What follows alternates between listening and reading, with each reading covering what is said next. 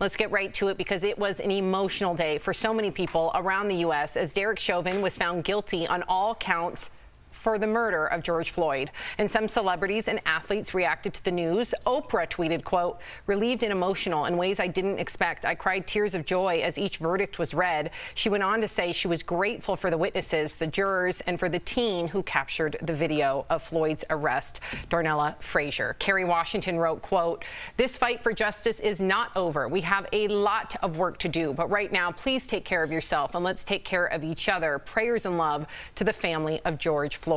And LeBron James tweeted out one word: accountability. And former NFL player Emmanuel Ocho wrote, "You don't applaud a fish for swimming, and you don't applaud the justice system for providing justice. But thankfully today we can breathe a sigh of relief." Wow, very profound. Lindsay, what did you make of their reactions? I thought it's a wide range of how a lot of Black people are feeling. I mean, I had a long conversation with our co-host Erica Cobb last night, and she was feeling totally different than I was, where I was like, we have a lot of work to do, but I am relieved. She was just like, I thought I would be happy, but I was scrolling through thinking about when we'll get justice for the list of other names that we talked about just in the last 6 months. So I think there's a range of emotions. And originally, you know, I called my grandmother. I'm like, he's guilty, he's guilty. And that is a real feeling, and I don't want to crush that. But there are so many other stories that came on the back end of that, even in the same hour of a Black young teen dying at the hands of police. And so it's just tough to celebrate something that's supposed to happen, like Emmanuel Ocho said.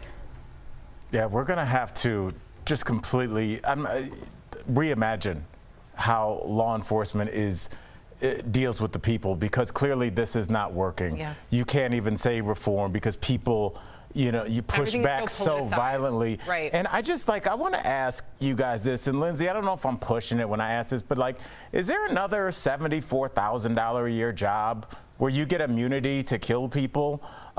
You're never questioned. Your record is not open to the public, even if you've had demerits on your record.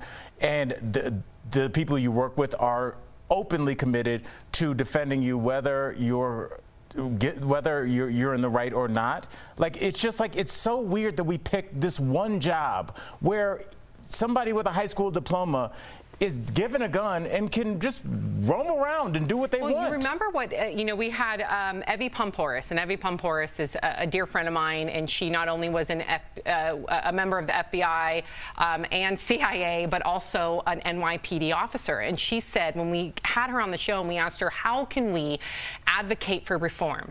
That's exactly what she said. We need to make sure that we pick from a pool of people that are at the utmost training, of course. But before you even do training, you need to make sure that you have the upper echelon, the best of the best, emotional intelligence, good people, and then you train them.